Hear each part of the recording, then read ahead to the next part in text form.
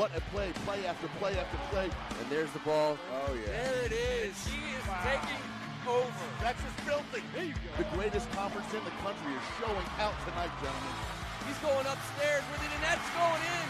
Your WCAC champions. I cannot believe it. That is the greatest high school football game.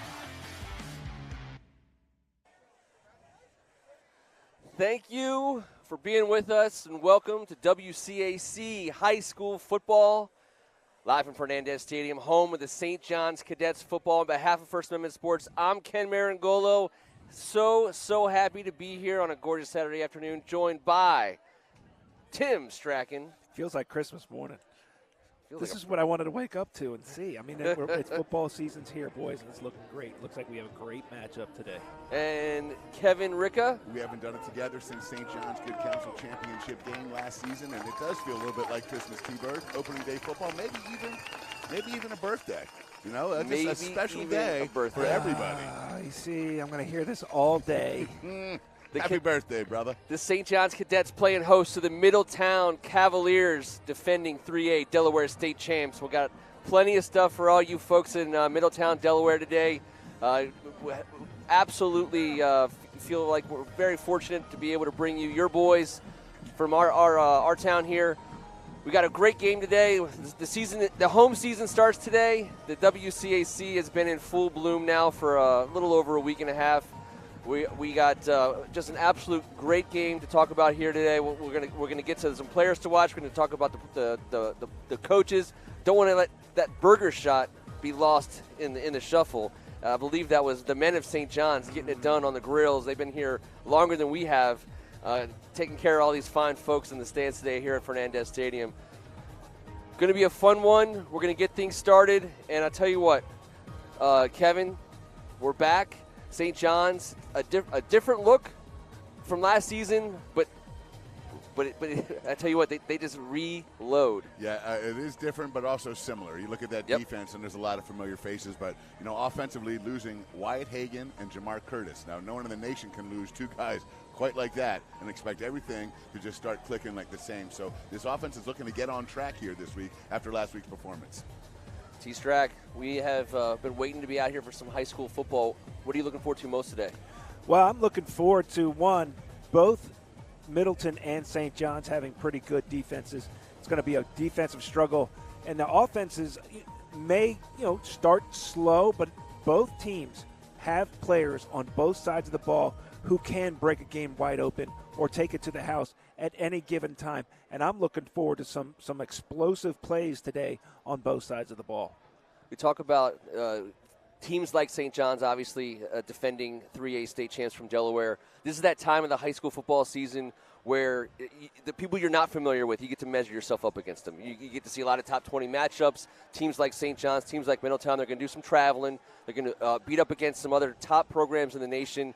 It's a super fun time. But we're building to something, and everyone knows what we're building to. We're building to late fall, early winter, WCAC matchups. This is we always say the iron sharpens the iron. This is some iron sharpening for both squads, for all teams, before we get to that opportunity to see the familiarity, the brother versus brother action that we're about to see, in late October, early November, by the time we get to the playoffs and the championship. So enjoy what you get a chance to see here today. You get a chance to see different programs, different coaching staffs, different styles of play, but top-notch high school football. And program is the key word there. St. John's Cadets hosting this home game. Middletown, Delaware is the premier football program in the state of Delaware. Yep. These guys, they play in front of 5,000 on Friday nights. The town shuts down. This is the type of football team. And I had a ton of fun trying to figure out who these guys were all week long. Oh, my God. A dynasty in the state of Delaware, right in the middle of the heart of what they do.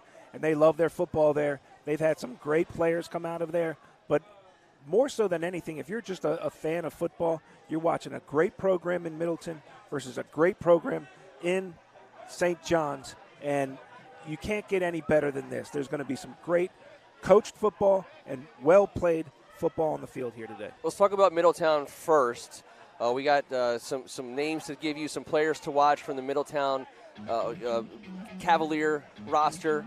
And I think we're going to get things started there. Kevin, why don't you get things started here for the Middletown players to watch? Well, it starts with Mikey Pearson III, the senior running back. He's also listed as the #1 defensive back in the state of Delaware. This guy's going to play a ton of snaps on both sides of the field. The Navy commit, he can run that thing. Then we got Joshua Robertson. I had a great opportunity this morning to watch some clips of this young man. And I'll tell you what, he can hit it up in the middle between the tackles, but once he gets out in space, he has the ability to take it to the house at any given time. I had so much fun seeing him this morning and watching him do it out here today. We also had number 7, Tyron Henson.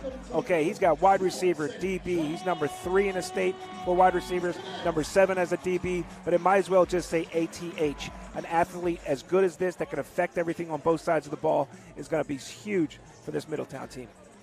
Then you got Jaden Wheeler, the leader of the defense, the #1 middle linebacker in this state. I mean, the whole state, they got all these records here. But Jaden Wheeler, he'll hit you and he means it. Young man in 10.5 games last year had 77 tackles, 16 tackles for a loss, 11 sacks, and a fumble recovery. This guy plays with a ton of charisma. You're going to watch him today and remember why we love this sport so much. He plays it the right way.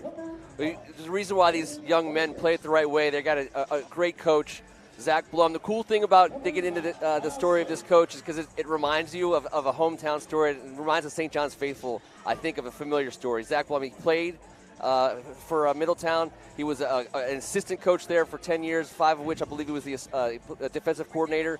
When the job came available, every single person in the entire Middletown community pointed their finger at this man and said, he's our coach. It's got to be him. We all know what that is. On the other side of the field, your St. John's Cadets. Let's get things started right away on the defensive side of the ball, Kevin. David Ojebwe, he is the guy on the defensive line that makes everything work. The defensive end is committed to Clemson. This guy's a force. Wearing #1. You're going to put that number on your jersey. You better bring it, and he's going to. Then you got Rohan Davey, another big number. The human tackling machine. He had a hit last week. He was wrongfully ejected. We'll talk about that later. But I'm going to tell you this. His hit list in the last 3 years watching football around here is something that highlight makers' dreams. Those hype video guys, just watch him play football today. You'll see exactly what I'm talking about. This guy brings it. Best pound-for-pound tackler I've seen in the league in years. I've seen it. Number 9, Miles Slade, listed as an athlete, and that he is everything you would expect in someone who's listed as an athlete. He's going to line up at quarterback today for the St. John's Cadets. He's big, he's strong, he's fast, he's smart, he's a leader, and we're going to look to see a lot out of him this season. And number 14, Shaw Williams, I'll tell you what, we've had a chance to watch him play. He's smooth. He's just silky smooth out there on the football field. He gets it done. Quarterback's best friend. He runs wide open and he catches everything thrown his way. He's gonna need to get things done today for the coach, T-Strack. Pat Ward, somebody we've known pretty much our entire life. Kevin got a chance to play with him at St. John's here during high school. I got to be a part of his college career at the University of Maryland. Then he comes right back home, and he has been here ever since. Waited his time. Got his opportunity last year, wins it all. This young man has been doing unbelievable work for young men his entire adult life. We're back. And he is now seeing all of that, he's been wanting to achieve right here, right now, as he has taken over this program. He has just been awesome to watch, been a great friend, and we'll be happy to continue to see him succeed. We're going to have an anthem here in a second, probably a prayer. Real fast, though, guys. It's early in the season. Keys to the game, things we're going to be looking for. It's an early season matchup. It's September 3rd, everybody. So we want to be careful about how much we're putting on, these kids. But keys to win. The easy stuff, obviously, first. Turnovers, penalties, discipline. But what are we looking for out of St. John's here early in this season? St. John's plays a physical brand of football, and that is what the whole program is based on. You come to Northwest D.C., you're going to leave with some bumps and bruises. It might be a win, it might be a loss, but you're going to be bumped up, and that's the deal. And this team coming from Middletown, Delaware, we noticed they got a lot of guys going both ways. So we know guys are going to cramp up today. We know guys are going to get beat down in day one. It's going to be the team that can withstand all of that punishment throughout the course of this hot afternoon in that field. We were down there earlier. It is really hot on the field. So cramping up and dealing with that physicality that St. John's will bring will be one of the keys to the game from my perspective. Pause for a prayer. To be treated by fellow team members and coaches, officials and opponents with respect and dignity. Challenge me to always do what is best for my team and not necessarily for myself. Enlighten me to the powerful life lessons I will experience during this competition, win or lose. I ask all these things through Christ our Lord. Amen. St. John Baptist de La Salle. Live Jesus in our hearts. Please direct your attention to the right side of the St. John's sideline for the presentation of colors. The colors are being presented by the St. John's Cadet Corps Color Guard Team. Today's team is led by Cadet Officer Joe Skurla, carrying the American flag. Caitlin Brown, carrying the St. John's flag. First rifle is Fadi Ayub.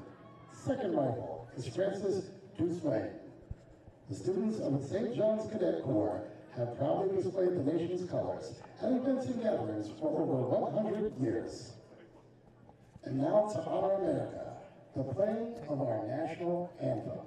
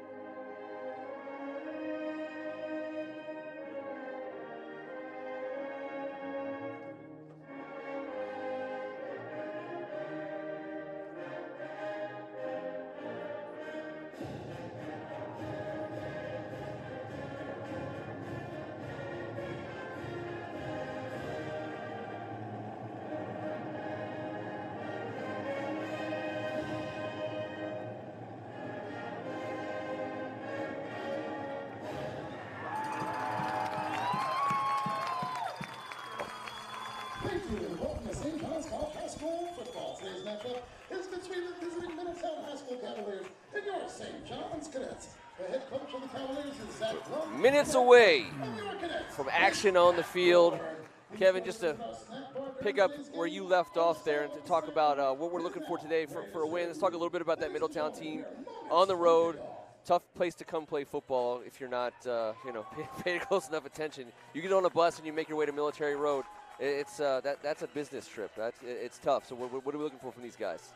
And it's a cool trip down here. Coming down here this weekend to check out Washington, D.C. over Labor Day. The fan base here has been awesome. They're well supported up there. But, Coach Blum, he's been a defensive coordinator. He's been the head coach of a team that's thrown the ball 45 times a game. He'll do whatever he can to succeed, to survive. And I think these guys coming down here with this old school mentality, they don't care. They don't care who they're coming to play. They're not worried about this team. When you're a program like that, you're worried about yourself. So. Yeah, you're right. And also, let's just make note, it's their first game. St. John's has one under their belt. So get out there, get those jitters out, right? Stay basic maybe on your first couple plays. Get that hit in. Get those sea legs, that football legs underneath you. Don't let, silly mistakes get this game out of hand early where you're scraping back. Middletown has to play good football to start off and not let any of that rust have an effect on the game early. School's in session.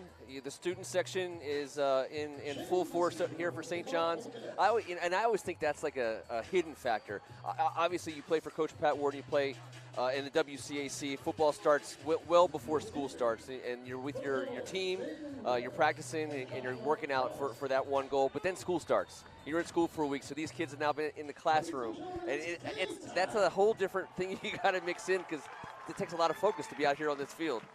But you got your friends now involved in the whole situation. So you're saying they're ready for some fun this Saturday? I think so. Shane Messenger gets things started. Middletown will take over just past the 20-yard line, and that's where they'll get started. We'll get a first look here at St. John's defense, and there's number one. We were looking for him at number one. I tell you what, he fills up a screen. Number two looked pretty good. Colin Gill, too, getting down there on kickoff coverage. Well, both of those guys are Power 5 guys, and they certainly look the role. Colin Gill heading to Oregon as a cornerback, and like we talked about with Ojebwe, heading down to Clemson. Austin Troyer, the junior, starting the shotgun here formation for Coach Blum. 5 wide, empty backfield. It's a lonely place on Military Road for an away team. He gets the ball out quick. I think that's a pick. It got bobbled and went down. But that's what we were talking about. A little hitch, right? A little basic play, get that first completion down. But St. John's all over it, squatting on that corner, not letting them get that easy, kind of confidence builder right there. Colin Gill. St. John's will speed you up offensively, and you saw that on play 1. They got some serious quickness. A little motion here for the Cavaliers. 2nd and 10. Troy got the ball out just in time the last play. And it's a run, and it'll be good for maybe a half a yard. That's going to bring up the first 3rd and long. And that's another cliche, easy key of the game for an announcer to say, defense has got to get off the field on 3rd down. This Mike Ward coach defense will be looking to take advantage of that first chance. And it's a tough spot for the Middletown to be faced with on their first series of the season. Trips left for Troyer. He's going to be flushed out to his left, and he's on the move. He's going to pick up a first down for the Cavaliers just past the 40-yard line. He looked to his right, and he escaped left. Well, Kevin, you know as well as I do, that's a huge confidence booster for a quarterback, too. Get that first run in, get that first hit in, pick up a big first down for your team. You're right. So you don't want to be stuck in 3rd and 10 against this defense all day, but that certainly helps there. And you can see the young quarterback making a play for his team.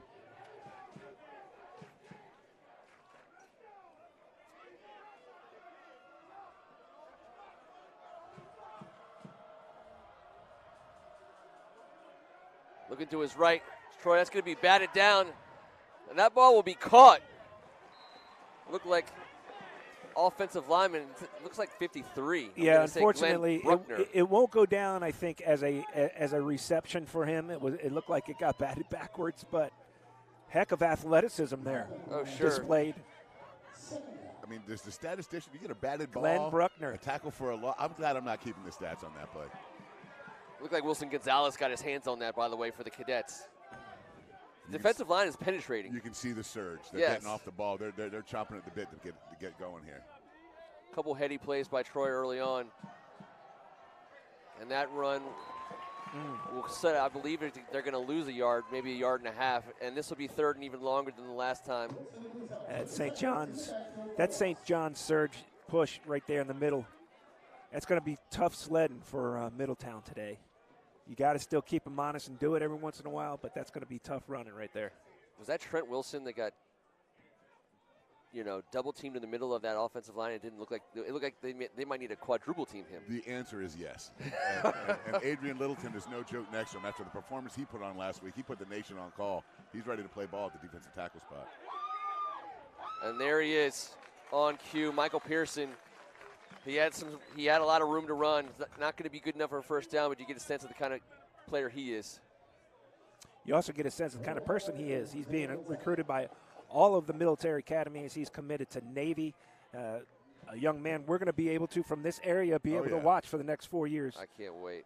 Excited to see him here today and get a little taste of what we're going to see for a while now. St. John's will call a timeout. But you don't have to know a young man or have met him to know if the Naval Academy wants you. Hey. Nice young man to have on your football team right there. Oh, yeah. Annapolis, crab cakes and football. I mean, that's what's about being his future.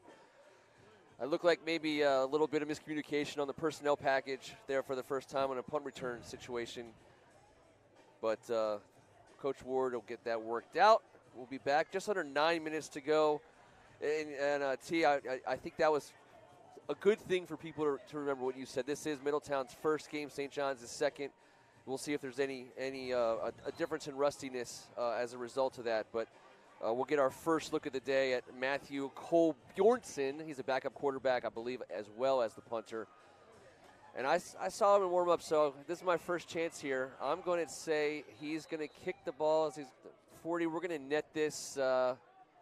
Were you playing a little game opposite with yourself? between the 25 and 30. He was consistently getting under the ball and knocking it 40 yards from his position. Oh, move that 5 more yards back, Ken. That's going to change the math, sir. That's going to change the math. I was told there would be no math. Hold on. Wait. And the St. John Cadet return game is also worth the price of admission on an annual basis. Now, gone are the days of one of our favorite all-time high school athletes, Jamar Curtis. But don't worry, St. John's fans. You got some treats in store from these return men. High snap, got it away quick. Kind of influenced the punt. Is going to get a cavalier roll down to about the 40-yard line. St. John's will take over going their way. Wow. Was Sean Williams back there, Kev? No, Dejon Riggs was back there. Dejon, okay. And I think Middleton got away with one there. That it was a slow snap, good surge by St. John's. I bet they're going to take note of that and maybe try to go after one here later on in the game. Not the best flip of the field, so St. John starts with good position. Miles Slade, first down here for the Cadet offense. He looks like a D1 safety at quarterback. 3 wide on the left-hand side. Big Jordan Seaton there covering the left tackle spot. And there's the give over the left side. Dejon Riggs. St. John Cadet opponents in the next month and a half, and every WCAC team is going to know all about number 3.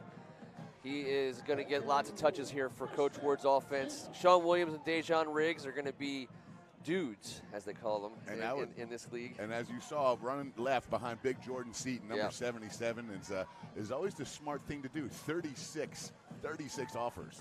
Amazing how he looked when he came on campus as a freshman. Incredible how he looks now. 1st and 10. And it's going to be a keeper. Slade up the middle. He's going to get 9 yards. So the Steelers had Slash, the Cadets have Slade. You're going to see this guy throw the ball. He's going to run it, and when they bring in Isaiah French to throw it, they sometimes like to throw it to him. So he's going to run, throw, and catch it. He's going to be all over the field. Fantastic. Sounds like another athlete. Kevin Ricka out there. Kevin Ricka has never dreamed of looking like that in a football uniform. And by the way, this guy looks all of it. Miles Slade. You were one of the only people I know to complete a pass to yourself, though. I was wide open, T. He was wide open. He looked the safety off. Miles Slade looking to throw out to his right. Dejon Riggs. First down and then some. Riggs on the move. Making some guys miss. Down to the 10-yard line. Cadets will be in the red zone. First and, you know what? It's going to be 1st and 10. Great design just play. Just outside the 10. Yeah, that's right, T. Take your wide receivers on the right. Just clear it out. Put Riggs out in the flat all by himself in space. Good job by Sean Williams there. Sean Williams, what the veteran senior out there on the crackback look. He got out of the way to avoid the penalty. Smart plays from your senior leaders. Easy pitch and catch, right? Easy high completion. Let your athletes make the big play. Amir Wallace-Jones all by himself on the wide side of the field, singled up. We'll see if they want some of that. Slade gives it over. I haven't seen the signal yet. That's a touchdown for the St. John's Cadets. Dejon Riggs. Took the referees a while. It looked like he kind of galloped in. 6-0. 7.5 minutes to go here in the first quarter. A very efficient, effective drive. That was by the sharp, Cadets. Clean, and crisp. Antoine Bailey's going to be very pleased with the first drive of the season here at St. John's. That was an excellent job by the offense out there. Miles Slade, 2 for 2, and Dejon Riggs just not easy to tackle that guy. Breon Williams, the holder. Shane Messenger for the point after. And he is good. Shane Messenger is going to have some options after he leaves here with a leg like that. Yeah, not to belabor a point, but I think that is a big difference between having a game under your belt and not having a game under your belt. Specials, when it comes to the first series for each team. Now, Middletown has to come out on offense. It's not a must score, but this is a series where they have to get a little bit of confidence building. They have to get, a little bit of success to try and, get something rolling.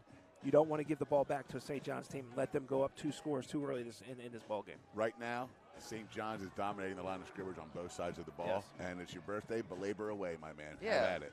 It's Belabor Day weekend. You damn right. Come on. For goodness sakes, we got one day off. And as much as you want to give those, thank you, that great Kev. You want that offense to feel good. The St. John's defense is so stacked that getting them back on the field this fast, especially early in the game, is number 44, number 1, number 99. These guys want to get back on the field as fast as possible. They're not going to get tired. Well, they haven't been used to a week of practice after a loss because it hasn't happened under the Pat Ward regime. So Messenger will send it into the end zone. That'll be a touchback. Cavaliers take over 1st and 10. Maybe we recap last week's game just a little bit for our audience. Absolutely. Week 1 was a big matchup.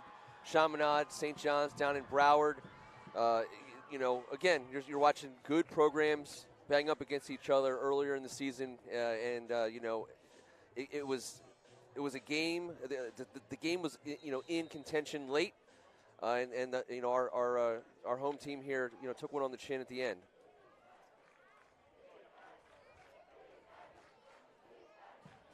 And you're right, Kevin. It's an experience they haven't had after going undefeated last year and beating everyone that was on their schedule. Austin Troyer, keeper, middle throw. I'll tell you what, Matthew Priestley, that's a tough assignment, threading the needle between Rohan Davey and it looked like, was that Trent Brown in there? Yeah, he was on the spot. This defense looks like there's 13 or 14 guys out there right now. They're flying to the ball. They're getting penetration on the defensive line. Littleton, Wilson, Gonzalez, Troyer again. He's got to get it out quick. Priestley, he's going to squirt through the St. John's defense. And it looked like a couple cadet on cadet action there got Priestley loose. That's somebody you, Ken, were pointing out in warm-up says, this guy looks like he's got something to him. And right there, he showed it. What a huge play for Middletown right there by Priestley.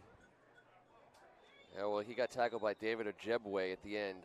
And he's fine. He's going to get a quick stretch, maybe a little cramp. But he made his way through the heart of that cadet defense. And I'll tell you what, that's a hard road to haul. 1st and 10 for the Cavaliers. Handoff. That ball is scooped up. David Ojebwe is towing Austin Troyer down to the 16-yard line. The handoff was made. It was a double handoff to David Ojebwe. Looked like a tractor pull. And David Ojebwe is going to be furious that he wore that T-shirt underneath his pads It today. is. It's the only thing that stopped him from pay dirt. It looked good until it just got ripped. Oh, what a play. Austin Troyer is getting a hat tip from everyone this booth right now. That's how you play football. That's what you're supposed to do. Anything you can for the team. He saved 6 points there single-handedly. Yeah, unfortunately, I think it was just a bad mesh between quarterback, running back. The ball got dropped on the ground, and with that surge St. John's is having right now with their front four, Ojebwe right there just to pick up a fortunate bounce for him. Yeah. Troyer holding on.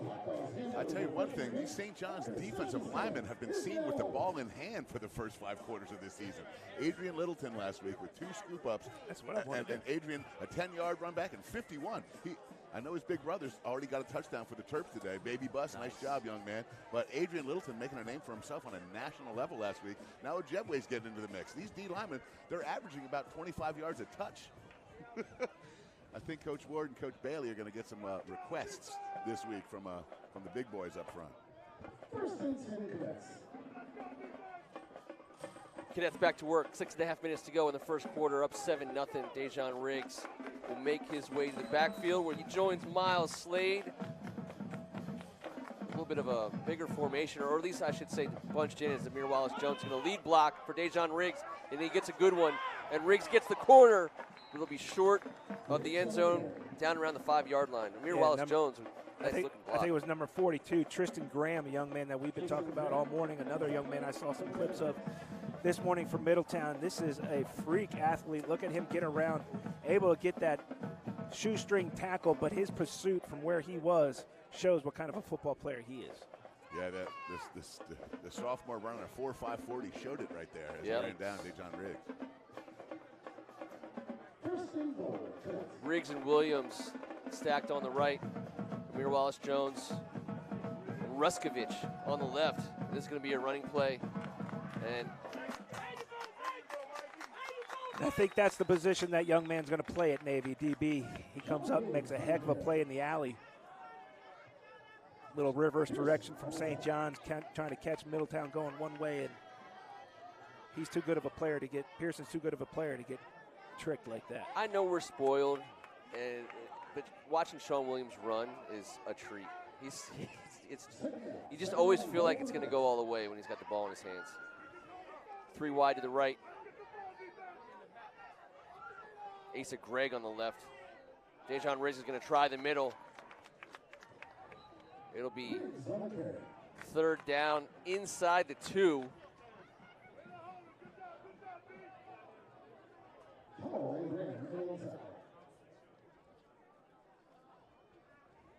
You get a sense that that offensive line wants a chance to push this into the end zone. And when you got Miles Slade back there, it's such a weapon with an extra blocker at the point of attack if you want to run. But it's been all Dejon Riggs on the ground so far today.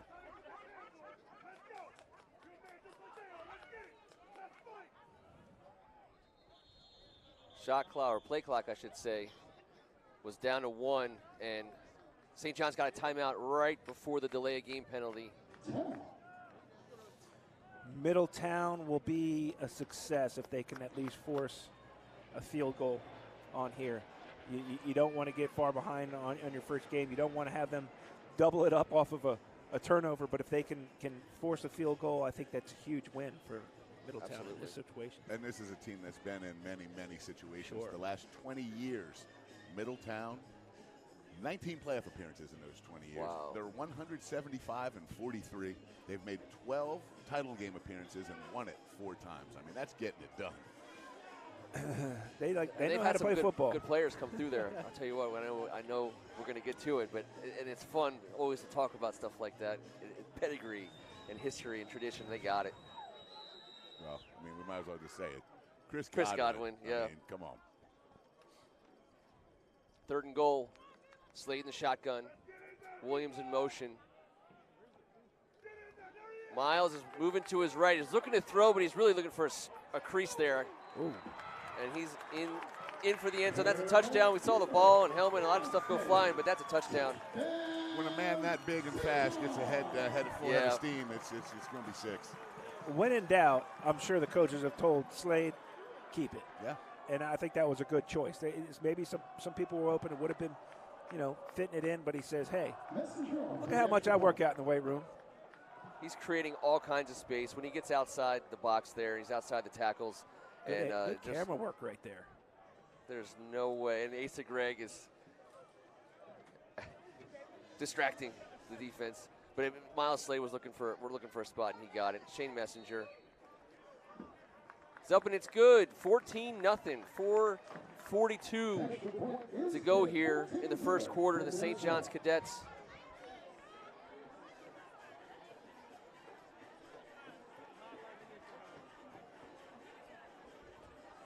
we'll get things here reset. Look at him. Here's Miles Slade again. Once he breaks contain, it's over.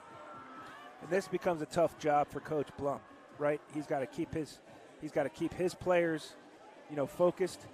Don't let them get too tight. Don't let them, start playing a little bit with, some hesitation or if we make any mistakes, it's going to get too far out of hand. No, you got to focus. And I think a coach like Coach Blum, who's a coach as long as he has, knows how to keep his team level-headed and just try to get, chip away and get back into this. And Austin Troyer is going to have a quick release on this drive. That ball is going to be coming out of his hands as soon as he catches it. And you know what? You touched on it earlier, Kevin. The timing may be just slightly off. This is their first chance in live action. They're going to be behind a little bit. You got to get that timing timed up with real speed of a football game. Shane Messenger from the 40. And that ball will be fielded, but it'll be a touchback. Looks like Shane's been in the weight room himself. Yeah. Hey, you know what? Every drive starts the same spot for the other team on the 20. And here comes that Cadet defense. No, they're helping themselves, really. They're getting back out on the field quickly, but got to find. They're taking care of business quick. Yeah, you got to find a way to get the ball to Tyran Henson here. I mean, he's your guy. He's your most productive guy at the wide receiver position. And I know there's not a ton of time back there, but you got to get that athlete that ball in space and let him go to work. Roberson, Pearson, Priestley, Henson. I think I see Noah Sila out there, the senior. Troyer, handoff inside. Pearson gets about 5. That's a good first down pickup here for the Cavalier offense.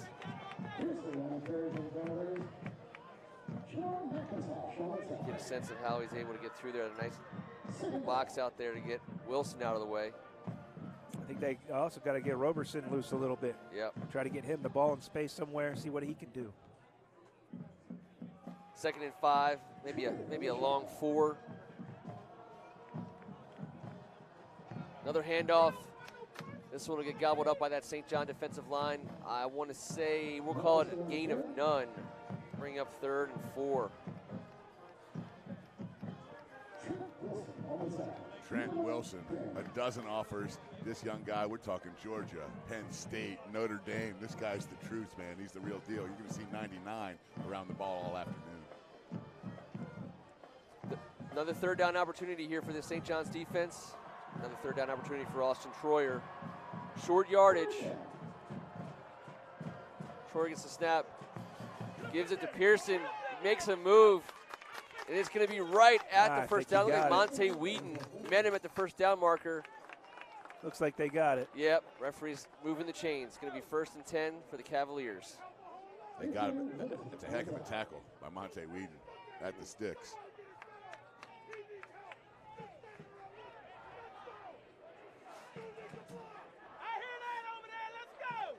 Monte Wheaton, another young man with double-digit offers. There's 6 or 7 Power 5 guys on this defense right now. It shows. 1st and 10. Troy with a handoff, and there's Roberson with the touch. Pick up a 5. I tell you what, there's a lot of traffic in that backfield. There's St. John's Cadets players, running backs, quarterbacks. So far this drive, Cavaliers going their way.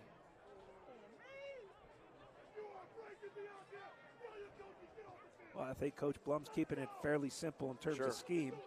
Let's be conservative. Let's move the chains, give ourselves some chances here. Just over 2 minutes to go here in the first quarter. Roberson off the left side.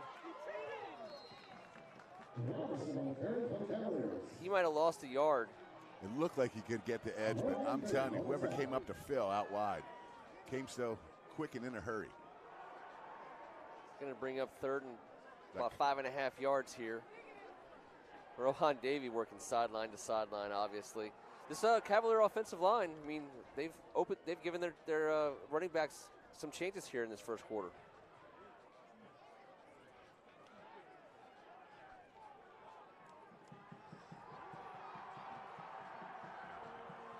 Troyer to throw, looking to his left. That ball is, it looked like David Ojebwe got a fingertip on it. It's the 3rd tipped ball at the line of scrimmage in the first quarter, and it was Ojebwe. And that's going to bring up 4th down, Matthew Kolbjornsen.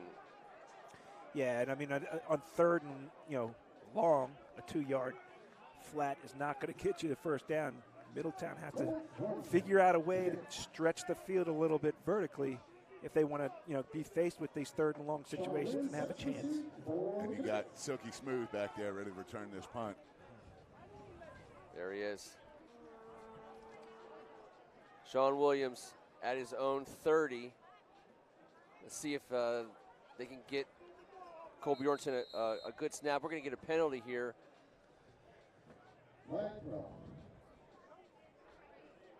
Cavaliers going to go back 5 yards here. Legal substitution, delay of game. Couldn't see the sign. It's going to give Sean Williams a little bit of extra room here. Which he doesn't need. Yeah, the most productive player back from that St. John's offense last year, and the Maryland commit, he is just a lot of fun to watch play ball. Loxley locking it down over here on Military Road. Better snap. Williams got a chance to return this. Picks it up at the 40, and he's moving through the Cavalier return team. Could be down at the 40-yard line. St. John's will take over at the Middletown 38. I believe we're going to call that Middletown 38. 1st and 10, just under 2 minutes to go here. Sean Williams broke a couple tackles. Here he is, making guys miss. Some good blocks. Colin Gill getting in the action there. Yeah, you kind of feel for the Middletown defense right now. You know, if the offense can't score, at least you hope they flip the field a little bit, but another short field for this St. John's offense. This game has certainly been played on the left side of the 50-yard line so far. For the majority of the first quarter. Jaden Wheeler was the one who ultimately brought Sean Williams down there, a guy we talked about before the game. Got a switch. Yep.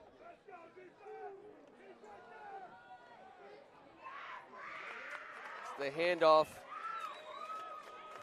Brayon Williams, the freshman, defensive back, running back, and he takes the handoff from Isaiah Frenchie, the chance you'll hear from the student section of the coaches today. And this will be his drive, it looks like, with 1.5 to go here in the first.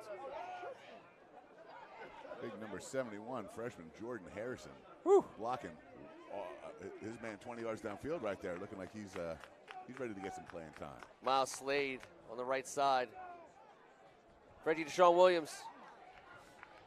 If your name is Jordan and you weigh over 300 pounds in 8th grade, is it like mandatory you come to St. John's? I think so. That's been written in. Yes. Just wondering. Never seen so many Jordans that big in my life in one spot. 1st and 10 as Isaiah French moves the chains with his arm. Sean Williams gets to the sticks. Brayon Williams in the backfield. He gets the carry. And he'll push the pile. Be a short gain there. We'll give that's about a 4-yard gain for the freshman running back. And senior Kahini Austin in there pushing the pile as well. The second team all-conference returning offensive guard for the Cadets. Williams casts the absolute, prototypical shadow of a running back. He's just built strong, low to the ground, hard to tackle. Refs will blow that play dead. Looked like Isaiah wanted a little action. There's going to be a false start by the Cadets. That'll knock them back. It'll be 2nd and long.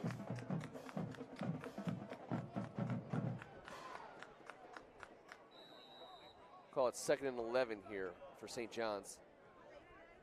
St. John's getting a lot of guys onto the field so far. They're really using some substitutions to keep these guys fresh for this temperature out here. But there's some numbers and names out here, Ken. Ruskovich. Big number 84, Owen Ruskovich, the 6'4", 230-pound senior tight end. 1 quarter officially in the books. Your St. John's Cadets up 14-0 over the Middletown Cavaliers. 3 more quarters of action to go, guys. You don't have to do a player of the quarter, but I think when you think about what happened in the first quarter, I'm thinking David Ojebwe. That strip, fumble, turnover he had, and then a little bit of the run he had was I don't know, this stands out for me. If someone would have said pregame that David Ojebwe would touch the football 4 times in the first quarter. Yes. He has absolutely been a force, number I'll one. take that. For Middletown, Austin Troyer has shown poise. It's not easy facing down that Cadet front 7. He's gotten the ball out of his hands quickly, and Coach Blum has helped him out with some little bit of motion and some handoffs. And then this guy, certainly not Pearson. What you want to face your first time with a new school, new system, new everything. This isn't the defense you want to face. No. Now you have to face it. Yeah. And he's trying his best, and I think it's going to get better, obviously, but this is a tough test. Yeah, congratulations. You're the starting quarterback for the Middletown Cavaliers. Congratulations to Mr. Ojebwe.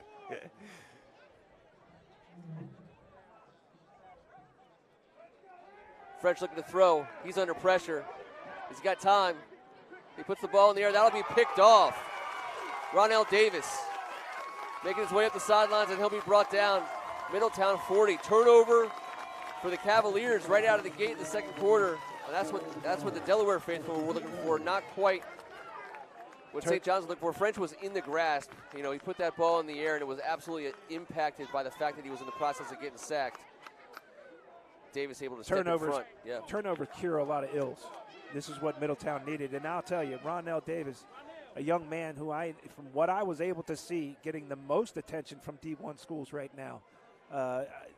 Heck of a football player, and he just proved it right there, coming up with the biggest play of the day for Middletown. Good field position here for the Cavaliers. Ronell Davis, the Roman Catholic transfer. Yep. Roman Catholic in Philadelphia. Played them in high school back in the day. Football and basketball. Kids, yeah, Duke and Temple, West Virginia, they're all on it. They understand what and there's Ronell a whole brings bunch to of the others that are you know, on his social media, keeping an eye on him. Troyer to throw, one-step drop, quick release. Tyron Hinson. That was a laser. He put that on the rope. That's the timing they've been looking for. Yep. It's a heck of a throw right there. And once you get one of those and you can see it and feel it, it gets easier as those opportunities arise. I mean, it's a good-looking throw. He stepped up in traffic. That's a big-time throw. Rasheed Hall with the tackle. 1st and 10 for Middletown. Was it a roughing the passer? We just saw the replay twice. Yeah. I didn't see much. I mean, Well, it seems like it's personal or something after the tacked on to the end of the play. So.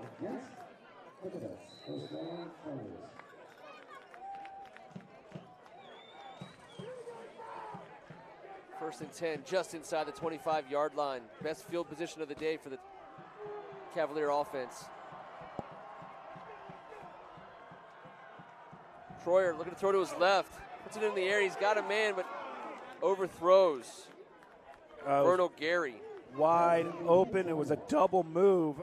Middletown's trying to do that. If they do it too much, it takes a long time to get that ball out. But there they had an opportunity, and it looks like pass just sailed a little bit on them. Yeah, but they'll be encouraged by that pass pro there. Like you said, he had time to throw that ball.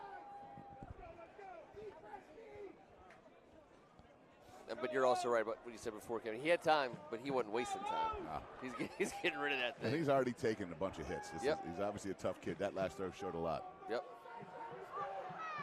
2nd and 10. Handoff to Roberson. He tries for the left edge. Picks up a couple. It's going to bring up 3rd down.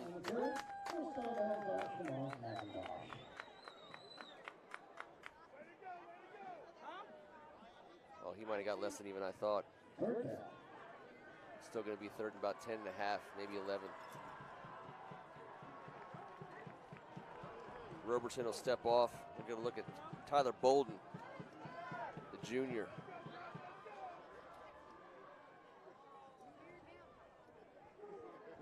Will join Pearson and Troyer in the backfield. Linebacker, we might have someone doing some help on the blocking. And that'll be a timeout. As Coach Blum wants a chance to talk about this. Looked like some instructions were coming in late to Tyler Bolden there. I'm sure they're trying to figure out their best matchup. How can they get the ball in the hands of their biggest playmaker who has a chance to make this kind of a 3rd down and extremely long opportunity? I mean, this is, as you said, Kevin, the closest they've been all day. Yes, getting out of here with 3 would be great, but they want more. Yep. And they need more.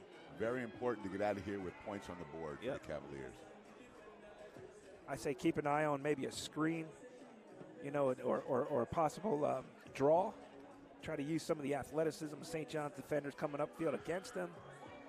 Get underneath and get some, some green and some blockers in front of you. And they've had success a few times. However, if we're thinking it, so is Coach Ward and his coaching staff. So, trust me, I'm not sure what we're thinking about, but we have a great view. It's good to see the stands full again. You see Rock Creek Park right behind the backdrop. That's great. Heads right down into D.C. Green leaves today, T, but It's even more beautiful. Don't get Kevin started in the fall. 4 weeks from now. Tito, bring me some tissue. Troyer, Pearson behind him. Pearson gets the carry, and there's nothing going. Trent Wilson was one of 3 tacklers. If that's the call, you got to go for it here. If you're going to run, if that's what you're going to run, a little inside trap there, that means that this was 2 down territory, and that was predetermined. Absolutely. Let's see if they can get some. And you know what that was for St. John's? That was just great individual effort up front, because they're looking for the big play in the back. So they have to, protect themselves back there. That was pure individual effort for St. John's in the front 4. Trent Wilson and Wilson Gonzalez doing work there. Wilson Gonzalez, an amazing 7-on-7 quarterback at football camp. Really? Not lying. Wow. Troyer moving to his left. Quick throw, and that ball is another absolutely sent back. Adrian Littleton. I mean, he was in the process of, he was fully engaged with, put it that way, with his blocker, and he brought that ball to the ground. The St. John's D-line, they're just ball hawking. Adrian Littleton again. I mean, he's been fantastic this season. He's having quite a senior year, and we just got started. Well, if you know the other team has to go 15 yards, you're bringing everything, right, at that point, and you're not going to give them an opportunity to get the ball downfield. That's exactly what St. John's did right there, put all the pressure on it. Don't even let them get down there and have a chance. Miles Slade back in, quarterback for the Cadets. 3 wide to his left, and he's going to be running it over the right side.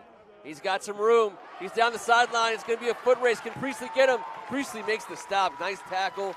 Long gain. Cadet offense in Cavalier territory.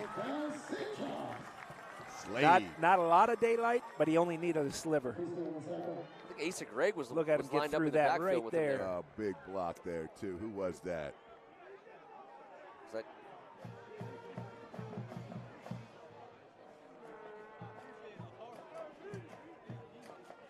Ian Markham Miller. Okay. I think that's the senior? Yeah, I couldn't tell if it was him or Bobby Luongo. Might have been. There's the pitch. Riggs picking his way through. That ball's on the ground, and he's able to hop on it. Looks like he got it back. Whew. Well, those are the rules, right? If you're going to cough it up, you got to pick it up. You got to be the first one there. It's going to bring up 2nd down here for the Cadet offense.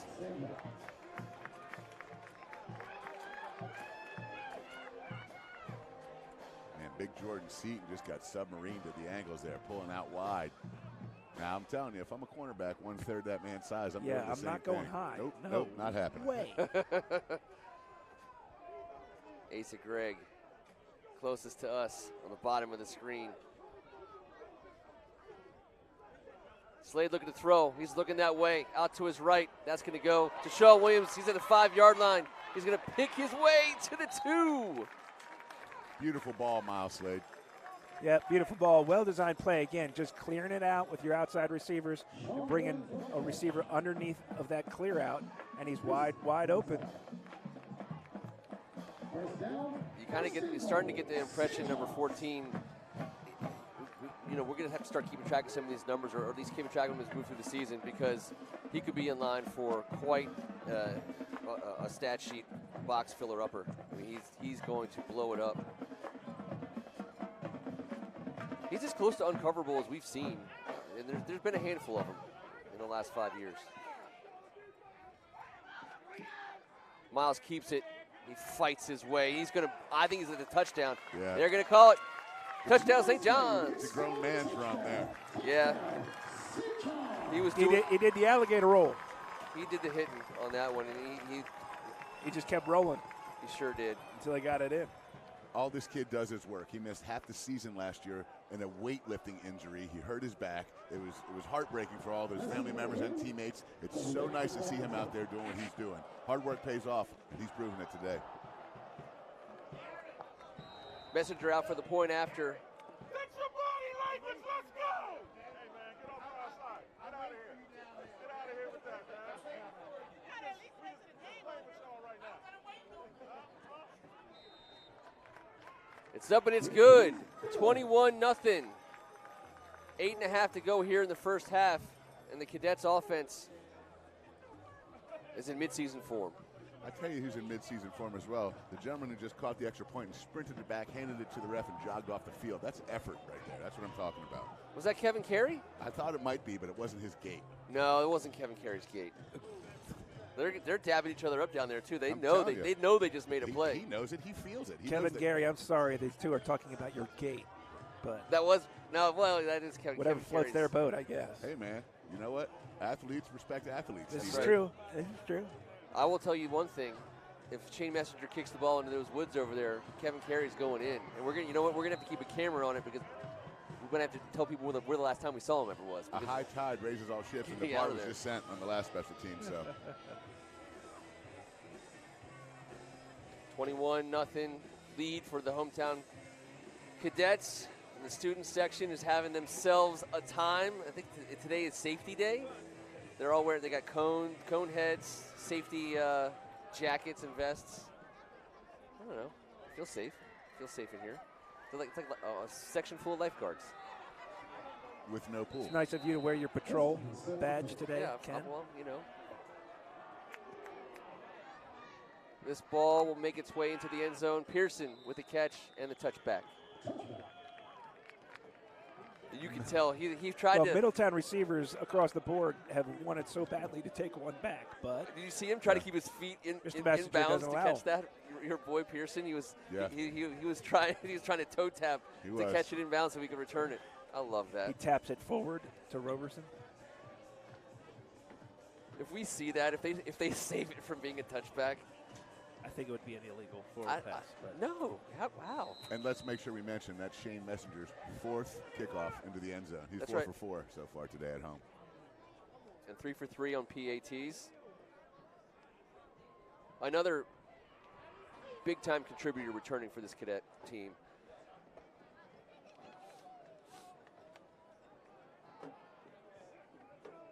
Gives us, we'll put a pin in that one because I had something to say there, but I'll come back to it as Austin Troyer is going to communicate out to Noah Crisila. Tell the senior to go out, while Pearson is coming way out wide. Pretty much as wide as you can go. that's a second one of the day. Delay game. A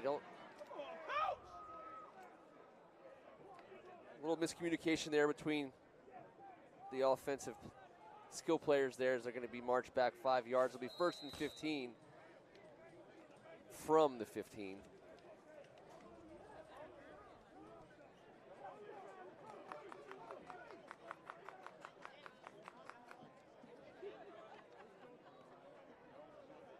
Priestley in the slot.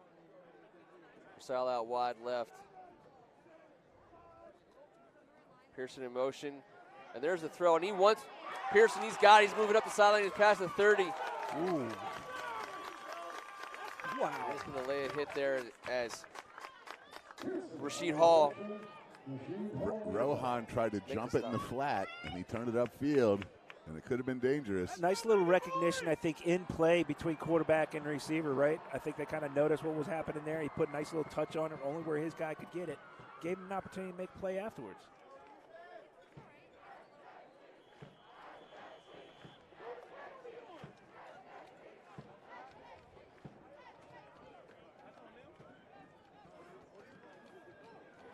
Get a little communication here. Another flag. It's going to be going Middletown's way. 1st and 5. Finally. After the call goes against the cadet defense.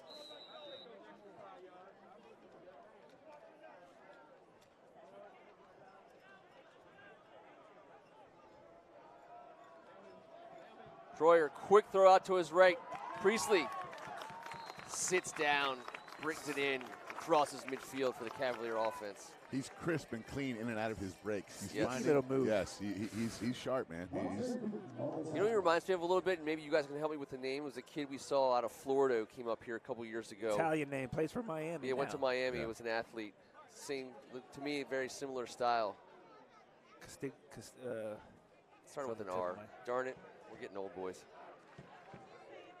T-shirt is. Yeah, T, you're getting old by the second. I mean, only today that's factual for 2 more weeks, I guess.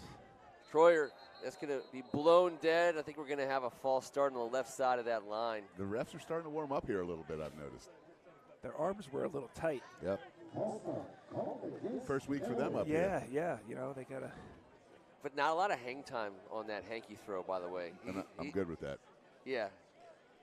Me too. I mean, And it was wasn't like, directed at anybody either. no, it was kind of like, all right, guys, it's a false start. I like that. A little nonchalant. Just drop it down. Just drop it down.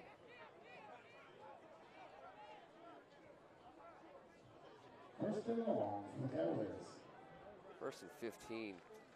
They've backed up to the wrong side of the timeline. Troyer wants it all. He's going for deep passes. Colin Gill is the closest receiver as they play a little hand checking with Crisila. Pass intended for number 18. Roman Richardson on the coverage there, number 22 for the Cadets. I had that wrong. You had 2. It was 22. Yep. It's all right. Roman You're Richardson. in first week form too, man. It's true, and I had, and it's my fault for having that number wrong. 22. Colin Gill is 2. It's going to be second and 15 again.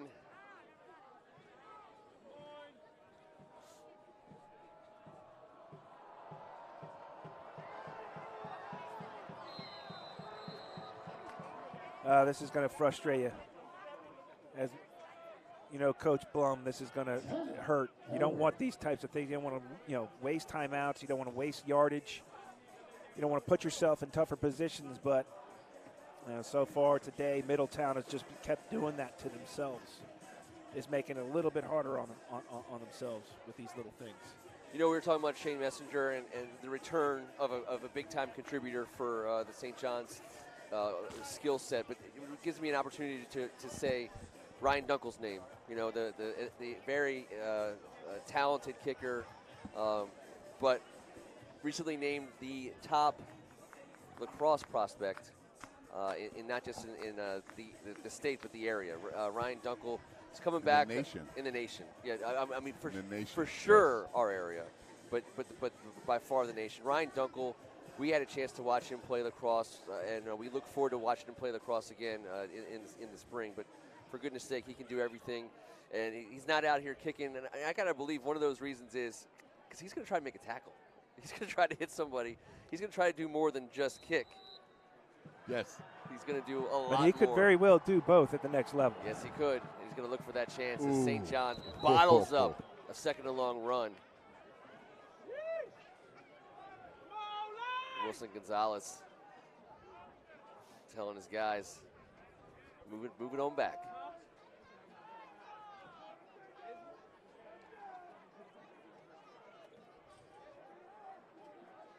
Well, he picked it up. Trent Wilson. That was a fumble. Great recovery by Pearson. Pearson's a heck of a football player. That's obvious. He jumps off the screen. All right, this is a tough situation for any offense. Third and forever. Troyer in the backfield. Quick release. And that ball's tipped to Crisile. That ball's on the ground. It's coming back the other way. I think that's Trent Brown. And he's got some room to run. And he tries to take his way through the Cavalier offensive line. Adrian Littleton saying, hey, we had it blocked for you on the inside, but there's a flag down, boys. Some laundry. And, hey, let's just call it out because they don't get called out much. Glenn Bruckner, what a heck of an effort for you, young man, saving a touchdown, going back the other way. Okay. There's a lot happening here. Tip drill. Exactly how they planned that. Yep. But this is not right here. Back the other way. And this is going to stay Cavaliers ball. We'll get you that penalty here. But this is where Trent Brown turns it in. Adrian Littleton's like, dude, we had you on the sidelines. And I already saw Trent Brown look at his teammates, tap himself on the chest. Was that Noah and say, for them? That my Key bad. Edwards, number 21, with a great defensive play, Yeah, tackle and strip, but looks like it's coming back. Oh. We've played. You guys have played obviously way more than in pads and in a helmet than I have. But anyone who's ever played backyard ball and you block it up for your buddy one way and he turns into it, that's the expression Adrian Littleton just had. And this is a field flipping penalty. Roughing. Roberson fights for 9.5 yards. I don't think he's going to have first down. That's the type of player I saw this morning in a whole bunch of clips. Trying to get familiar with their best players. That kid can do that all day long. And that's a huge turnaround. That ball was sitting inside the 10 or 5-yard line there for the St. John's offense after the turnover. And the Cavaliers not only hold on to the ball, but now they're inside the 35, and they're moving. Roberson with 15 touchdowns last year. He's no stranger to the end zone.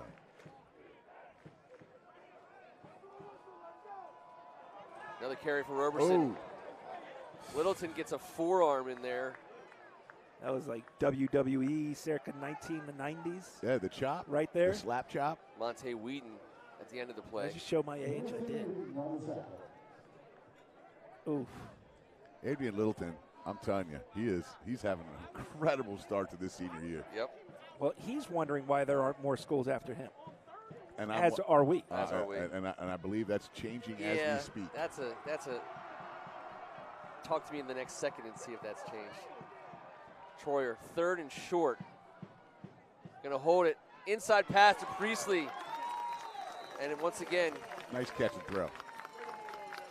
With some contact, Priestley, moves the chains. What a nice player he is. Yep.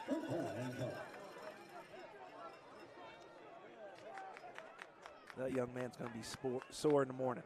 Yeah, when the chips are stacked against you, you're down 21-0 on the road, and you're the go-to guy. It says a lot about who you are. 1st and 10. Cavaliers moving at the St. John's 25-yard line. Just over 4 minutes to go in the first half. Troy looking to throw again quickly. Crisile. Crisile. Bobbled it. And it was bobbled some more. Never seen so many tip balls either. It's crazy. It's crazy. But I'll say our guy Austin Troyer is out there competing and fighting, man. I like this kid's game. He's taking a licking on every single time he throws the ball. He's popping up. I bet the Real Deal Seal taking pictures down there are going to have a bunch of good pictures of those ends coming around every single play and just encircling that pocket. It's menacing. 2nd and 10. Troyer just under like that. Pressure again. He's going for all of it. He's got him in.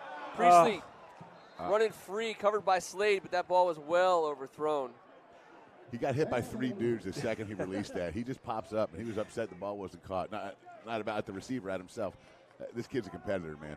The fact he even gave Priestley the opportunity to possibly catch that ball was a good effort enough. Man. But this D-line for St. John's is breathing down Troyer's neck every single play. 3rd and 10.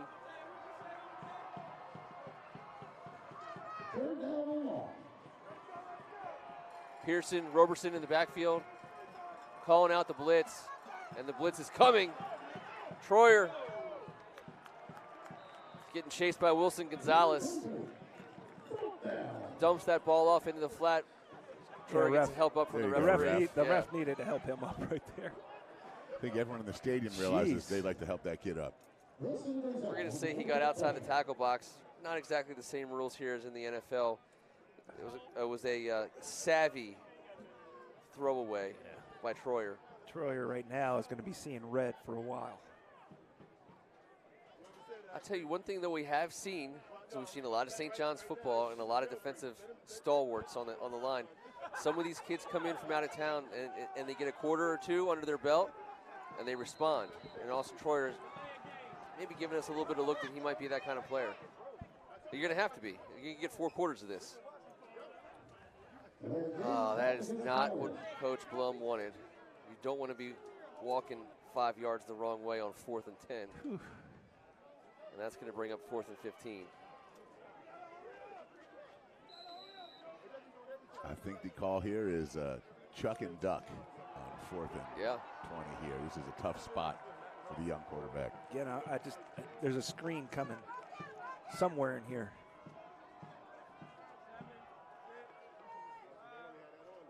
Troyer. There it is. And he ducks Wilson Gonzalez.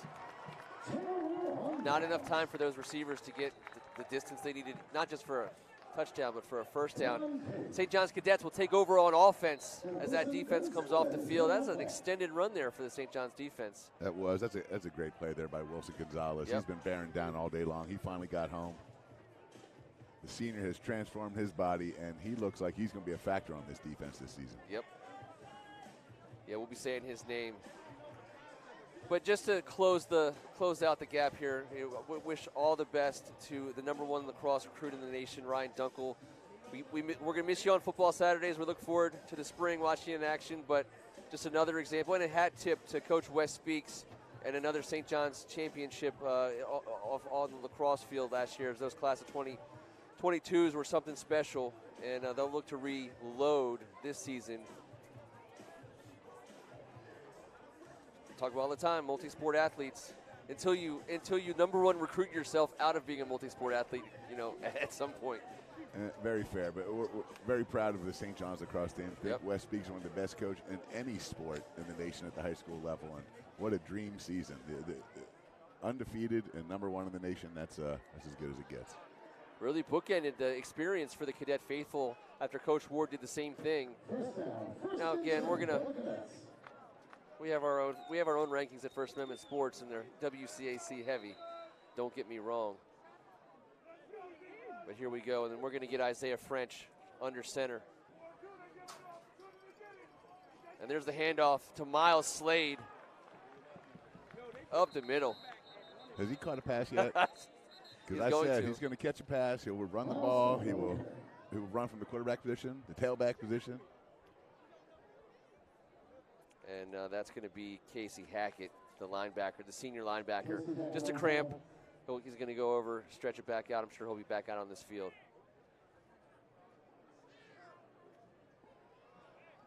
Get our first look.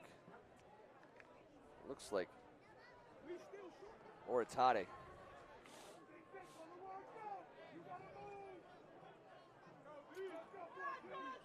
French in the shotgun. Greg in motion. Looking to throw. Quick one underneath. Catching. Run. The yards after the catch once again. Shamar McIntosh. Right? Number 11. No. Sean Williams. Oh, Sean Williams. You can tell by the way he caught the ball. Oh yeah, no, it was a no-doubter. Just watching him move. Hands underneath. That's just. He's gifted. Breaks a tackle. Finally brought down there by Vernal Gary, the sophomore wide receiver, defensive back for the Cavaliers. Yeah, Sean Williams, he looks good in open space, but he also looks good after contact as well. Oh, we've seen so many big-time plays, though, with Williams, right? Getting across the field and being wide open, and perfect passes and huge plays. It's going to be fun to watch that at Maryland over the next few years as well. Oh, yeah. We got offsides on the Cavaliers. Encroachment, neutral zone infraction. Pick your poison. It's going to be 5 yards. Kevin, help me out here. Along with how many WCAC players on the Maryland roster? 19. It's beautiful. 19. 10 of those guys are in the 2 deep. And, yes, if you have the WCC in your backyard, Loxley's smart enough to know, let's go get some. French to pass. Another quick one. Asa Gregg. He's past the 15, and he'll be brought down inside the 14-yard line. Be first down here for the Cadets offense, and Isaiah French is getting comfortable with that underneath release. And Asa Gregg might be at Navy with someone across the field today at some point. He's got a Navy offer and another 10 offers at the wide receiver position. Ivy League all over the place. His 3.7 GPA certainly helps. Both teams have a just tremendous amount of guys in the plus 3.5 GPA. It just goes to show you what football and academics does for a kid.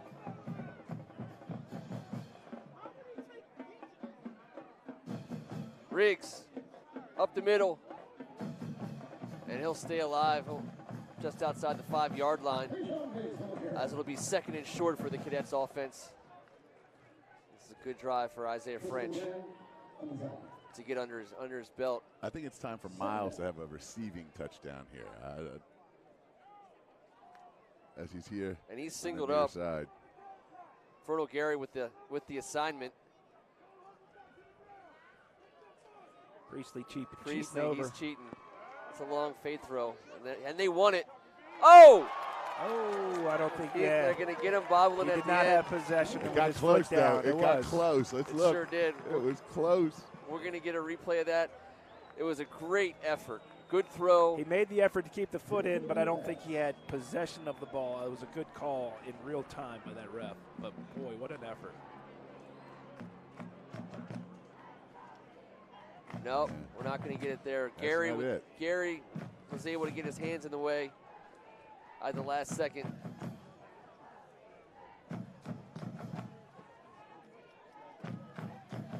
Third and short.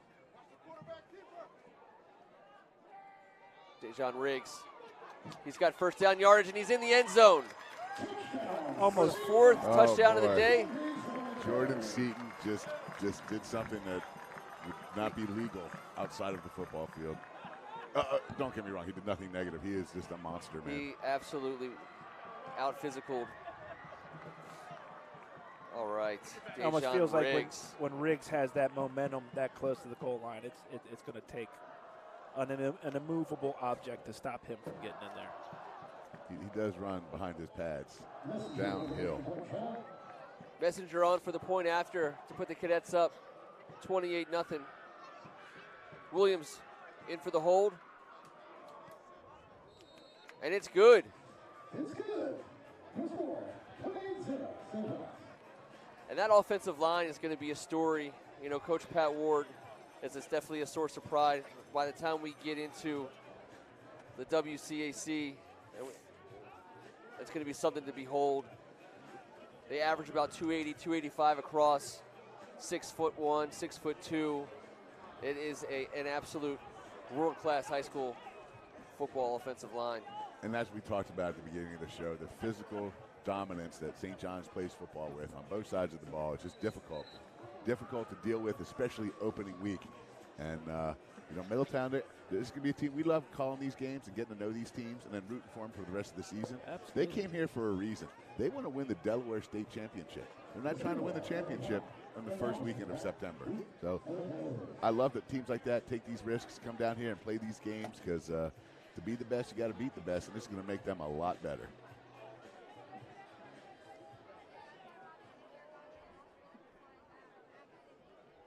You know, halftime's getting close because the smoke's coming off that grill. The men of St. John's are getting ready. Oh, just I say that, though. It was the waft of burger and bratwurst smoke. I think it knocked the ball right off that tee.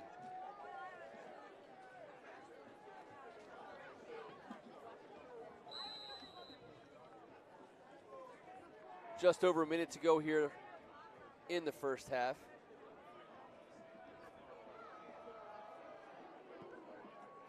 Messenger going to let him return one. Roberson at the 20. He's up to the 30. And he'll make his way up to the 33-yard line. Crawling to the 33-yard line. He's tough. He is a tough Scratching, player. Nailing, getting everything he can. Making people miss.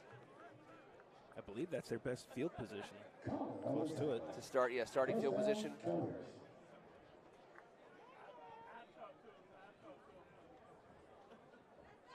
Now there's Kevin Carey. You know what I'm saying? That's Kevin Carey. All right. What a gate. That's right, T. If we're going to talk about Kevin Carey, we're going to talk about gate. Fellas, let's go. Cavaliers want to get a little comfortable, develop a little something here before they go into the locker room to talk about it. Pearson up the middle, gain of 3.5. It's going to be second down and about 6, we'll call it. Akey Edwards has been flying around on the defensive side. He sure has. Number 21, the senior. And we'll see him on both sides of the ball at different points of the game and season.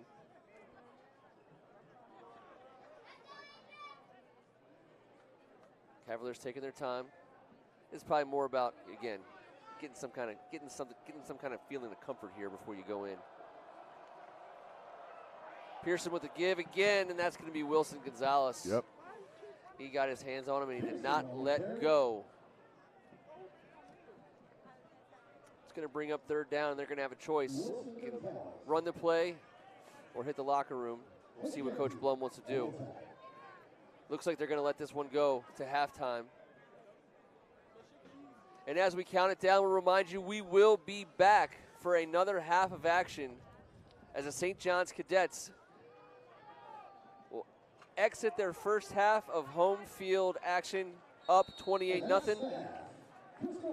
We'll see you after a brief break. Thanks for sticking with us. Our concession stand is open and ready to serve you. The hot dogs, hamburgers, chicken.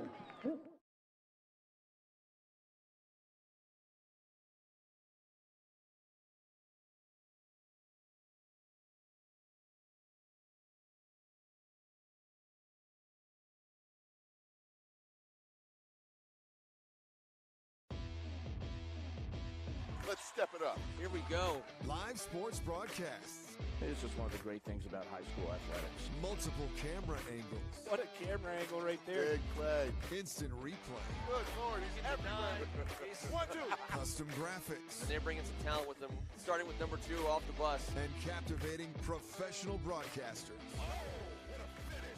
That's a goal. Great shot. are all within reach. Shocker. I think it is shocking. Shocker. For over 10 years, our crew has been affordably producing engaging live sports broadcasts all over the DMV. I would pick the arguments, and that's not one. That's right. Your sports-loving audience will be amazed at the quality, expertise, and excitement of our live sports broadcasts. Players who make plays when we're here, their names will be said forever. Let's get ready And here we go. to go live.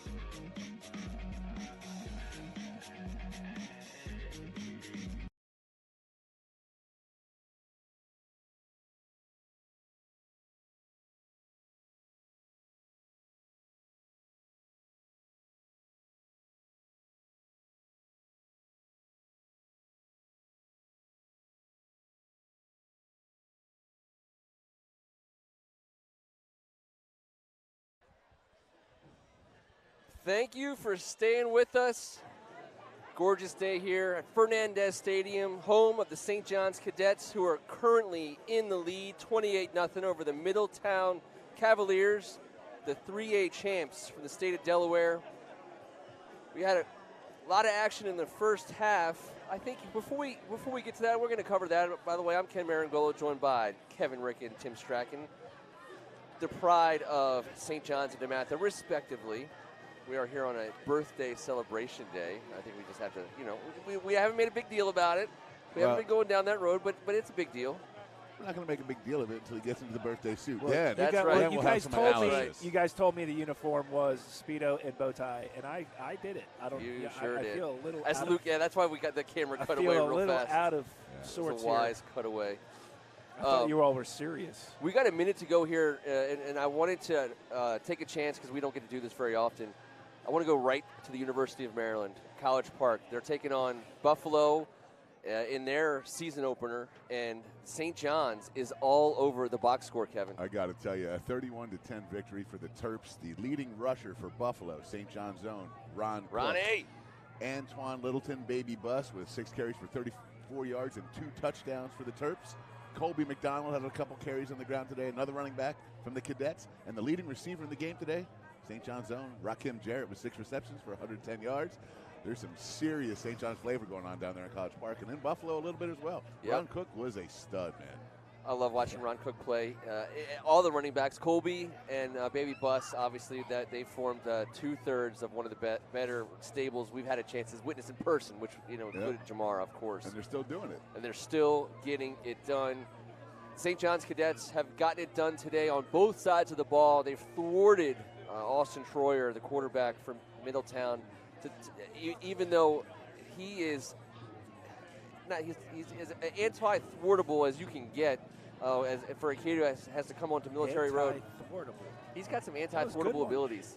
Well, he's poised, he's tough, he's gotten up off the mat, and let me tell you how he's gotten onto the mat.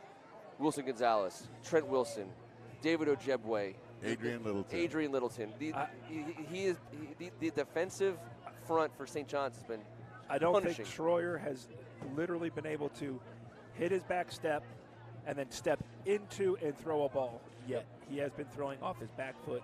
He has been throwing on the run, or he has been throwing with a St. John's cadet literally bearing down right in his face. And he has hung in there. Yes, he has. And tried his best to make it work. Since we've started doing this, we always have our favorites with the teams that we cover and guys from out of town, and he's certainly one of them. Anybody that wants to compete like this, take the hits that he's been taking and still sitting there for his team. That guy can play on my team anytime. Xavier Restrepo. He was a favorite. He's at Miami now, a wide receiver athlete. Matthew Priestley. He made me think of Xavier Restrepo, and I think that's a compliment. And to me, it's awesome as we watch the St. John's Cadets return the second half opening kickoff to the 36-yard line. That's where they'll take it over. I was Williams, Brayon Williams, the freshman. He's on the field a lot. Specials, he's the holder, he's gotten some carries, he's a return man. The future is bright, and the future is now. The young man can play some ball, and he's ready to play in this Sure conference. is. You see FR for freshmen in front of these players' names, and let me tell you something. These aren't normal freshmen in the WCAC. They come ready to play out of the box, as Miles Slade has shown he's been ready to play out of the box in this season. Get things started here for the Cadet offense. He's got 3 wide receivers and a pair of backs. It's a handoff, and it's an inside run. Dejan Riggs, first down yardage as he picks his way for 11. What a luxury to run behind big number 77. You see him getting out here and getting up. Look at this guy. The guy's too big to be this agile. That's like the Hogs. Oh, man, that's big time.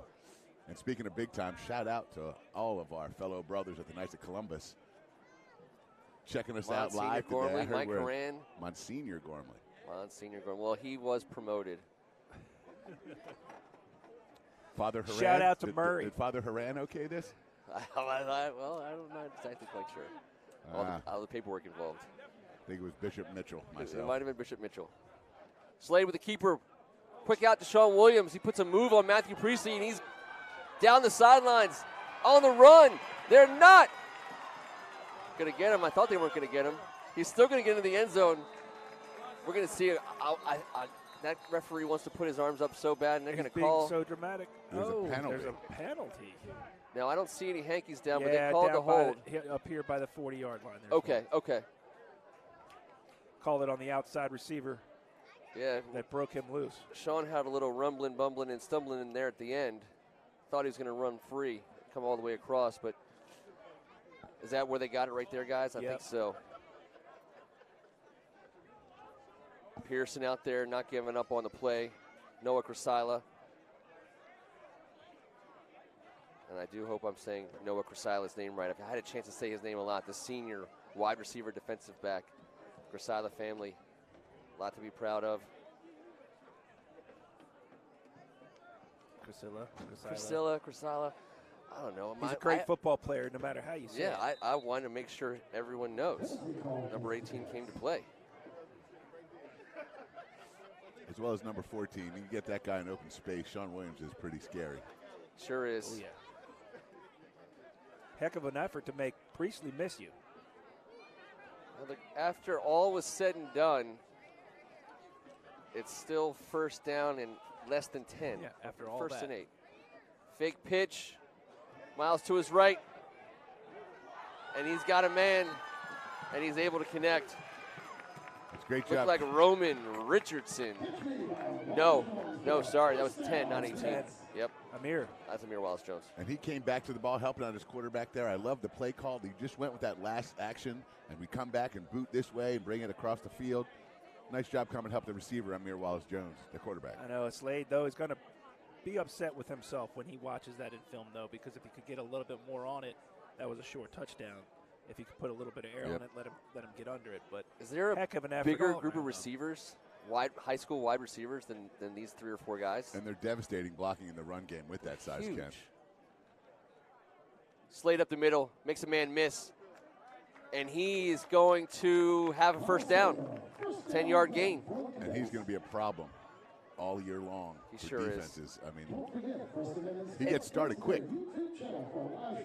And well, their offense does a great job kind of spreading the ball around, right? He's good enough to throw the ball, pitch it around, make good, completions, and then you start to forget. He can pull the ball, and then he can run for 12 yards, 15 yards at a clip, and it's like, oh, my God, we got to remember to do that. I couldn't agree more. I'm a huge fan and have been for the last year of it. Antoine Bailey, his play calling, his ability to call a game is tremendous. Slade looking to the end zone. Asa Gregg, pitch and catch for a St. John's Cadets touchdown. And there's Miles Slade showing you not a one-dimensional cat. Nice looking throw, a really good route. Yeah.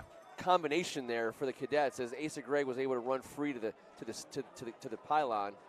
Antoine loves that bunch set. They had a ton of success in that formation last year. When you have receivers that size, Asa Gregg, the senior, making a play like that. Nice touch throw by Miles. Great offensive series for the Cadets to start the second half. This offense is humming now, guys.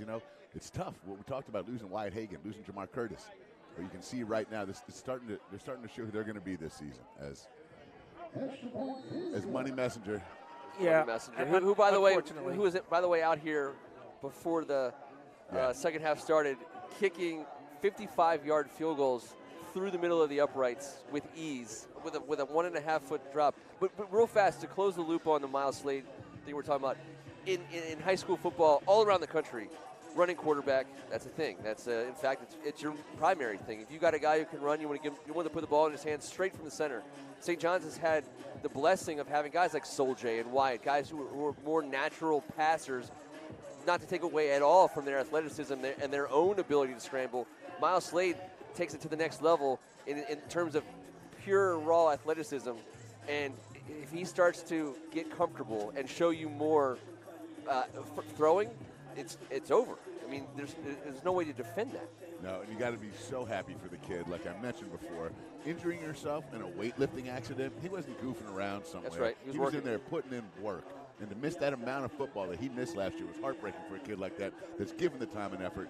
And days like today are what I'm sure his family have been preaching to him for the last couple of years. Absolutely. There's going to be a day coming here that all that stuff's going to feel a lot better. And I know that looks like it might be his first win as a starting quarterback at St. John's. It's going to be a special day that he will never forget. And we do have a running clock, as the score difference of 35 means the clock will run, so that's why you're seeing the clock run here. If this is your first time on these particular sets of rules. Shane Messenger will kick it off from the 40. Have we mentioned it's hot?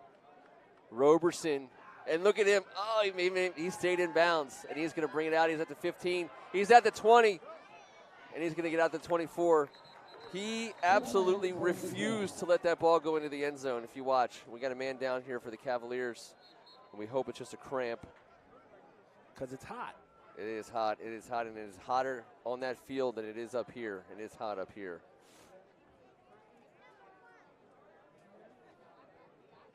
But once again, the Pearsons, the Robersons. I think Davion Hardage was back there, the senior defensive back, wide receiver. These guys are going to do everything they can to catch this ball before it goes into the end zone on the kickoffs, and I love that game.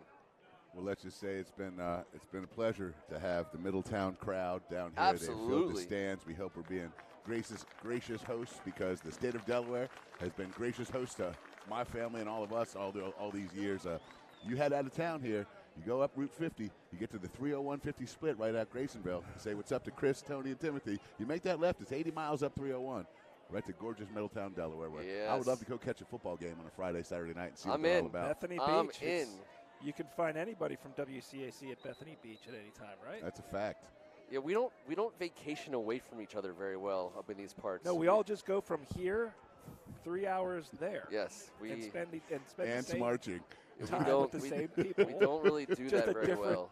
Just a different scenery. No break from anything. A fun scenery. Sure. And a gorgeous state. And, yes, the people absolutely. couldn't be nicer. And we big fans of our neighbors. Troyer, 1st and 10. Awaits the snap, standing in his own 20. Roberson in the backfield with him. He'll get set. Troyer to throw. He wants Crisile. That ball's floating up. There's a lot of back and forth. Now, again, in high school, you can face guard. Hey, listen, that flag could have been thrown. It was awesome coverage, and like you said, Kenny, they were chicken fighting a little bit. But how about Austin Troyer? Rob Stewart. Austin Troyer putting all of that air on it, because he knew he had to get rid of it a second earlier, because you can see what he's under and has been under all day. I love the ability to put the touch on that ball. I can tell you Noah Crisile felt maybe there was a bit of contact there, but if you're a wide receiver, you want that call. If you're a defensive back at the high school level, based on the way the rules are now, that's the way you play it. It very easily could have been called. Yes. Yes, it could have. 2nd and 10.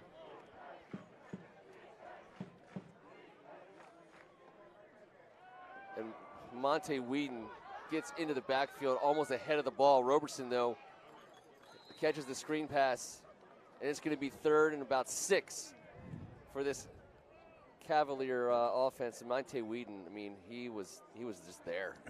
That's hard to deal with. How many hits can one guy take in one afternoon? It's every snap. Look, regardless of what the result is today for Middletown, this is going to make them better. This is going to be an experience that is going to make this a better football team.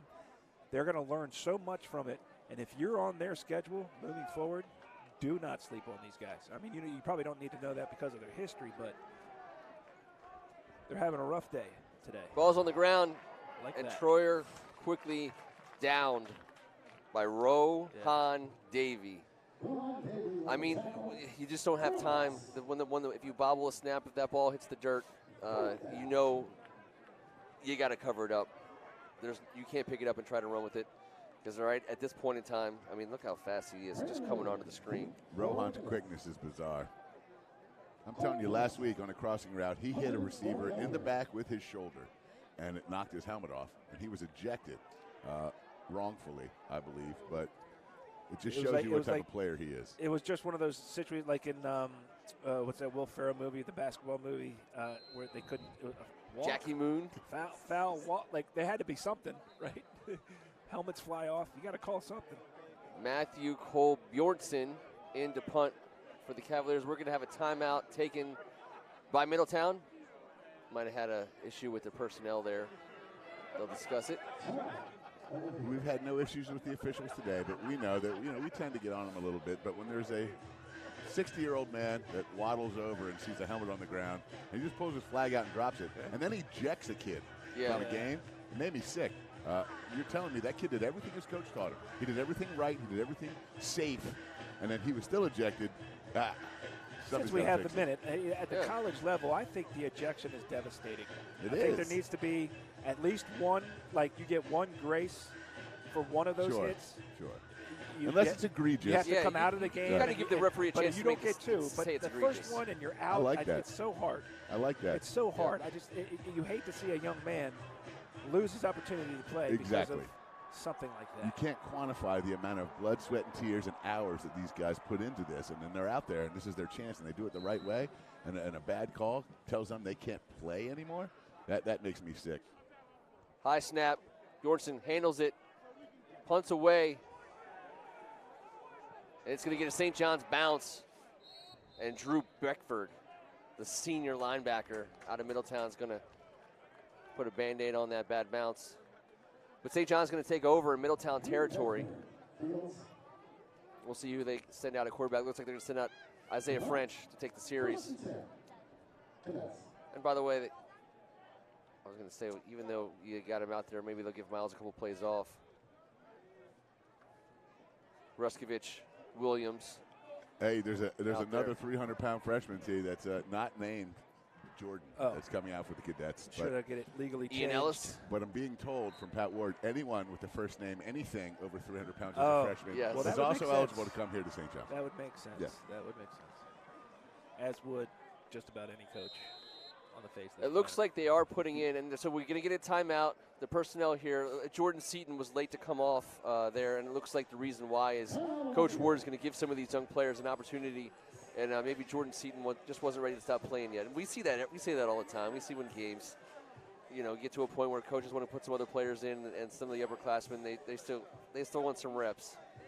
But I think that you see the opportunity for Pat Ward to give some of these young players experience early in the season. That is going to pay off, and it'll start paying off quick, fast, and in a hurry once you start seeing the WCAC action start taking place.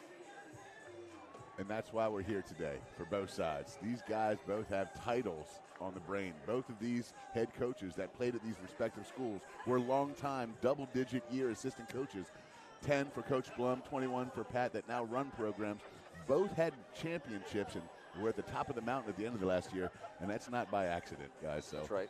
Everything happening here today has been well planned out, and what we do from this point forward is we root for no more injuries, and that our neighbors in Delaware have a great weekend here in D.C. checking out all the sites and taking it in what the city has to offer. What we as locals totally take for granted, by the way. Isaiah French in shotgun.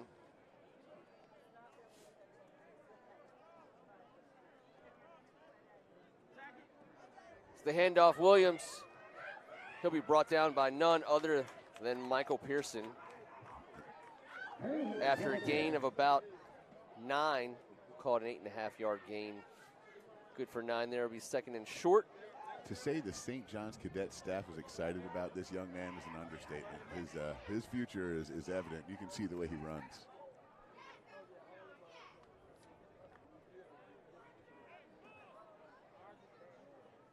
Brayon Williams stays in the backfield here for the Cadets. Second and short. French looking to throw. And he sees Williams. And he is on the loose. He's staying up. He's spinning. He's pushing his way forward. He's staying on his feet. He's down to the inside the 1-yard line. I want to know if St. John's has a drill called the Gator Roll. They've been Gator rolling all serious. day. I've never heard of it. I made it up completely, but it looks like that's how they get out of tackles. And I'll tell you how Good Brayon Lord. got open. Casey Hackett, the senior linebacker for Middletown, he was fighting. He's been fighting through cramps this entire game. He has. And he just caught him right in the middle of that play. You'll see him right there, number 33. He's going to drop. He's going to be right there in coverage, and you're going to. It was like something came up and bit him. It sure right did. In the middle of the play. We hope that that's all that it is, but he's been battling all day. No, right away. He grabbed that toe. He did. It is there hot. We go. Jump up. There we really go. hot out there. You know, these kids giving it everything they've got on both sides of the ball. He's walking off the field on his own. Especially a lot for Middletown, who may be going good. 2 ways, right? I mean, it's just. Brayon did not want to leave without a touchdown on that run. That was something special. Now, the way that the rest of the Cadets got into it at the end was more like a rugby play before it was over. Scrum. That's right. Something tells me he's going to get another crack at it. I think you're right. He better. If you put another running back in there. Okay, there he goes. Ball is placed on the right hash at the 2 for first and goal. It's going to 15. This is a good opportunity for these young offensive linemen. Zamir Wallace-Jones, left slot. The give is to Williams, and he's through, and he's got himself a touchdown. And I think his family is right here to our left. And you got to celebrate that first one, man. That's special. Congratulations, young man, on your first varsity touchdown as a St. John's Cadet. I can only assume that's a mom or an aunt who is extremely excited. Good for that young man. Always fun to get you first.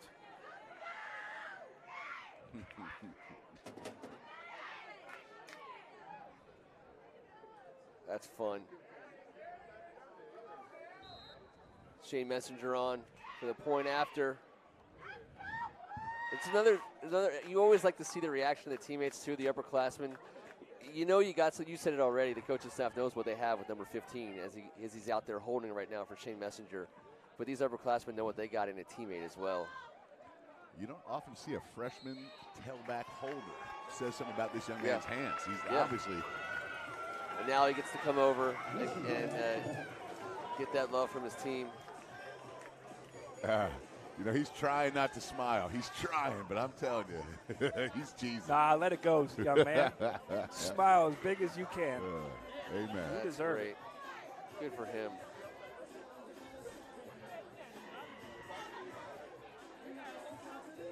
I just like the I don't know if you would call it a dichotomy or not, but let's not debate that. You score a touchdown, and you're like, hey, you got to get right back out there and hold. I like that. Everyone's got a job. Kurt is hitting us with the hits today from the way back machine on the loudspeakers. You just shouted out who let the dogs out, Ken. I'm just saying Kurt is so it's not Ken, it's Kurt. Kurt. To be clear. Kurt. We got some new kids on the block earlier, a little Whitney Houston at halftime. I was liking it. I mean, who doesn't like I get so emotional? I mean, have at it. At a football game, much less. On your birthday. On your birthday.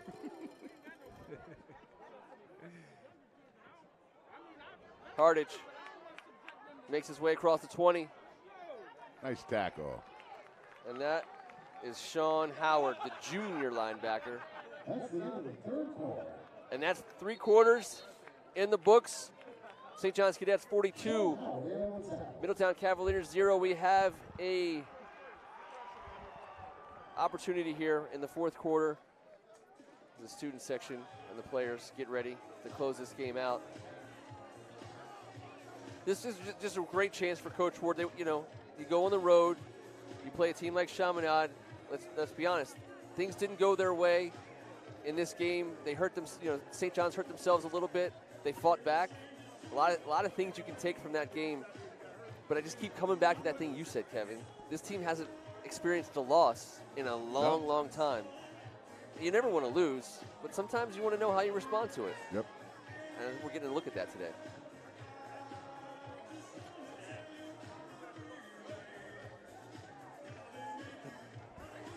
Mr. Irwin checking in, leader of the Cadet Corps. Straight out of West Point, as we like to say. Fewer finer men on this campus than Mr. Irwin. We tip our hat to him, not just for his service, but for what he's doing with these kids on campus here at St. John's. First down, Cowboys. Spy, Brayon Williams, guarding the right slot. And that ball is picked off, going back the other way. We do have a flag. Oh, yeah. Roughing the passer. Went high. That's Trent why. Brown. He just went high. Yep. That was good calls, right? I think he went up to the upper neck head area. And if you replay on this replay, by the way, if Trent Brown doesn't catch that ball, Brayon Williams does. And right now I'm looking at Brayon Williams' body language. The entire back part of the play, even though this is going to stay Middletown ball, Brayon Williams had his hands on his helmet. He's like, oh man, I almost had a running touchdown and a pick six. But Trent Brown's too good. In all fairness to Troyer, I don't think he saw anything. No. Except for a red jersey with a gray helmet flying in the air at his face. So you can put that on a loop for the young man. I can forgive him that one. You don't know what you can't see. I mean, you know. Number 10 brought his lunch pail today.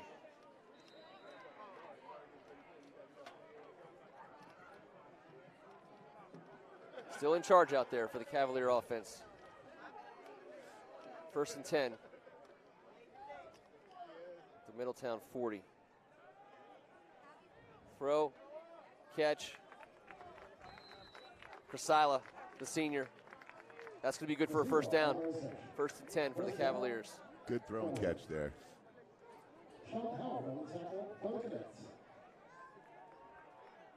Sean Howard's been busy today. We haven't really said his name a whole lot, but he's been out there all day. He's been, if you're a linebacker at any level, that's the defensive line you want to play behind. You're going to be able to do some things if you're playing behind those four.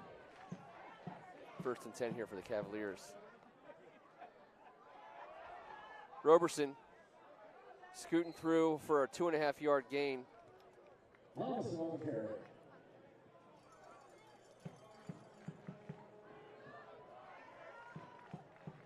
Trent Brown on the tackle.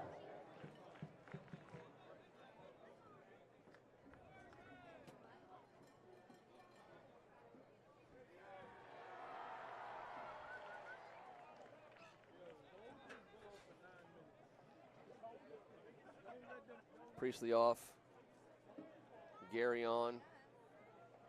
Second and about 7 yards here with 9.5 minutes to go here in this game.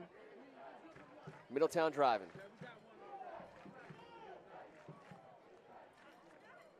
Another quick throw to the outside. He's got a man. One of the bigger receivers, Austin Ham, the wide receiver and kicker. He's a sophomore. He's a nice big target there for Troyer. As you say Gary off, it reminds me Gary Rosemond Jr. with a big pick for Merrimack in his first college game last night. It's pretty fun getting to catch up with these guys and follow their college careers and see some success for them. He played in some big games for St. John's. Sure did. 3rd and short here for the Cavaliers offense. Troyer gets the call in.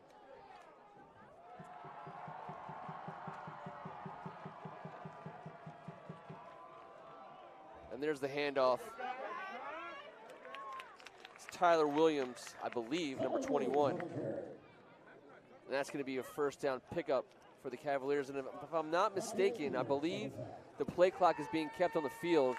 You'll see the white hat referee. He's going to be as close to the quarterback as possible. We had some issues with the play clock. We got this one on the Right. backside. It looks like it's working. So that's good. Okay. One's up, one's down. It's the play clock's first week, too. Whitehagen better. loved when the referees kept the clock on the field. It was the bane of his existence. If you're out there, White, good luck this year, sir. Troyer to Roberson around the left side. He's got some room. Joshua Robinson on the carry.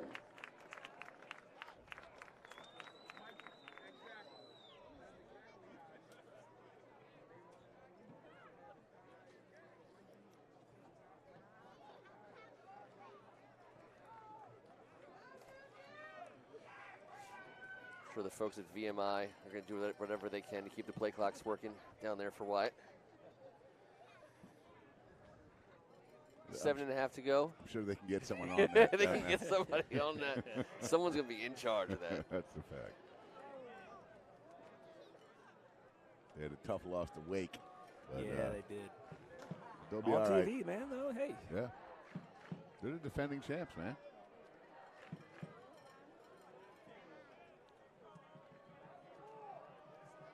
Troyer, quick one out to his left. Nice play. Vayon Hardage, the senior.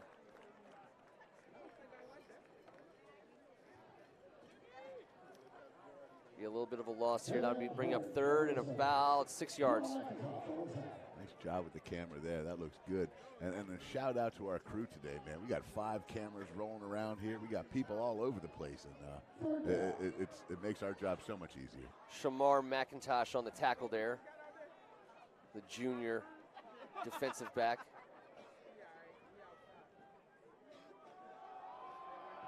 Troyer looking to throw. He's got time, and he got a receiver.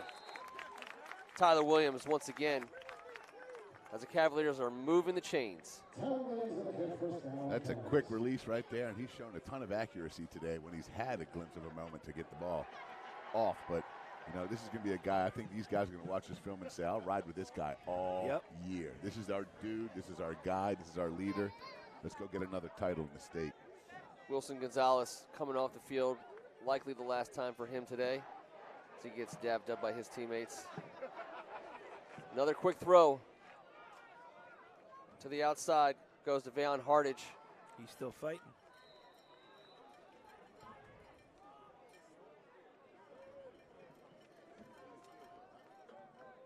Middletown, obviously a program coached by a guy in Blum who's going to teach these kids how to keep playing, regardless of what the score says. Playing, tough, hard-nosed football. Right now, this is making them better for the rest of their season.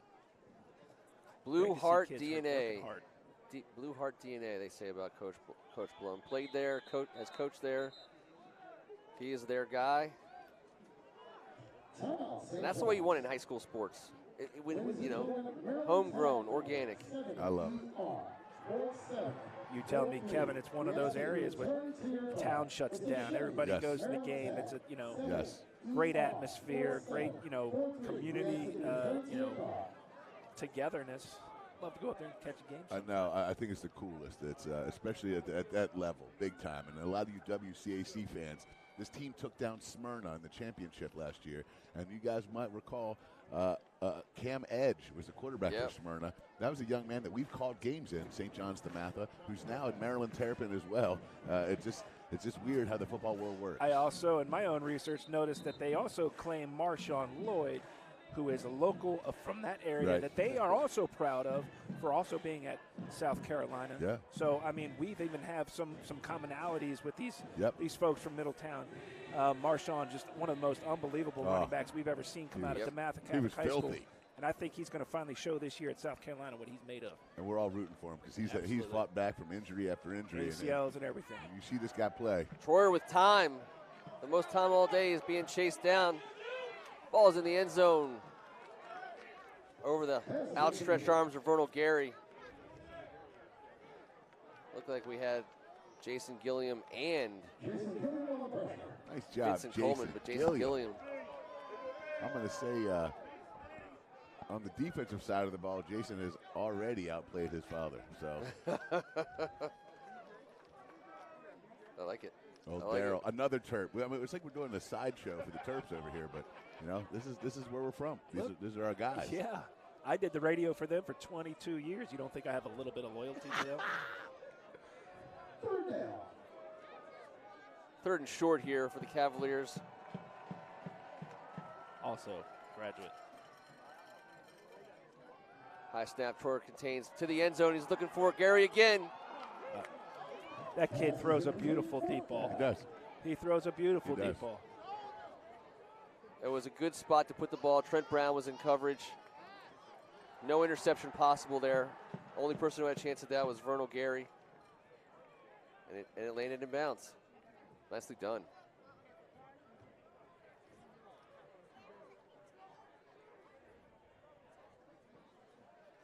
There you go, 4th and short.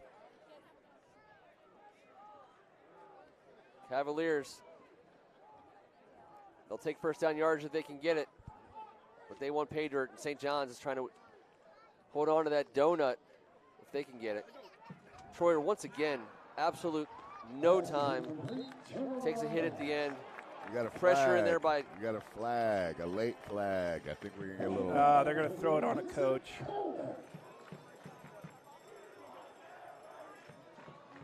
Unfortunately, I think they're throwing on a coach. Was just giving a hustle, congratulations to a kid. Maybe they thought it was taunting.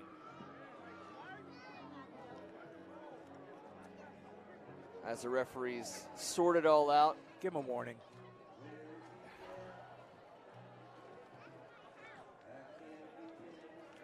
He's giving the signal to the other side. They're going to call it against. Maybe they're going to pick this one up. Well, maybe if we talk about it with the clock running for a few more minutes, we can get some more reps for these young guys. Come on. That is going to go against St. John's. But it's a dead ball foul. Offense will stay on the field here for St. John's. We're going to get a look at Miller Greer, the senior. He's going to get a snap here. Neil Diamond plays us in to 1st and 10. Middletown with a stop, as we can see a carry there from Christian Slade. I'm going to go ahead and say that Miller Greer never envisioned Neil Diamond playing in the background of his first snap as a varsity quarterback at St. John's. Nor did I. Nor did I. It was on my bingo card, though. There you go. St. John's student section, loving it. So cool to watch this young man get in the game and get some snaps.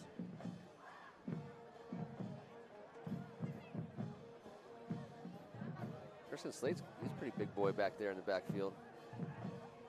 Another carry for him. No room to run.